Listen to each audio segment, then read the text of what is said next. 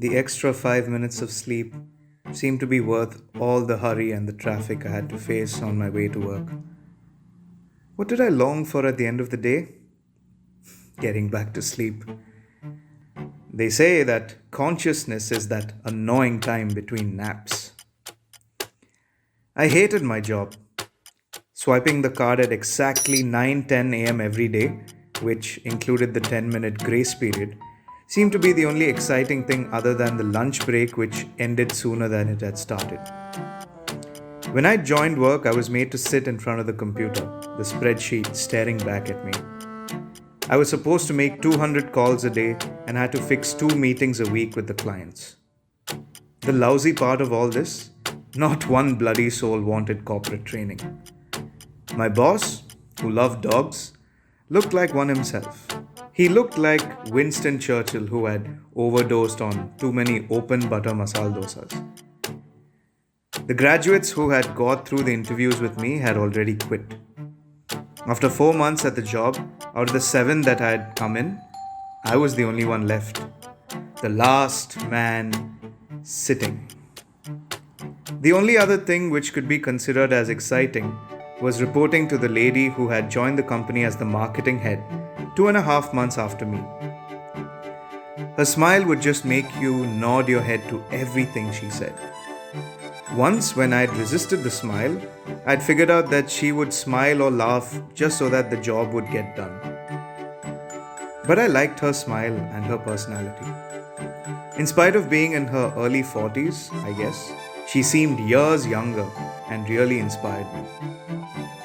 When I learned that I would be working under her, I was happy that I would finally be in the marketing team rather than developing business for some jargon-packed corporate training no one needed and moreover, no one applied. I was now creating some content for the website and I was very passionate about it.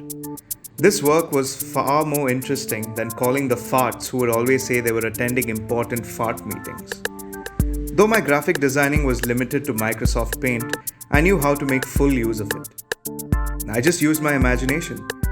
My spatial skills never failed me, and I was able to get the desired effect. It just took a while longer. I have to admit though, the main reason for my being comfortable using Microsoft Paint was that the system I was working on was incredibly slow. The IT guy used to warn all of us to never use wallpapers for the desktop as that would slow down things even more. Now I had to choose between staring at an Excel spreadsheet and the default light blue wallpaper of Windows XP. Even the taskbar settings had to be toned down, which made the program windows grey. How seriously drab!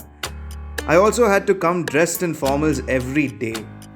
I found this ridiculous as I only had to interact with inanimate objects while being at work. I thanked my stars when they decided to give Saturdays off.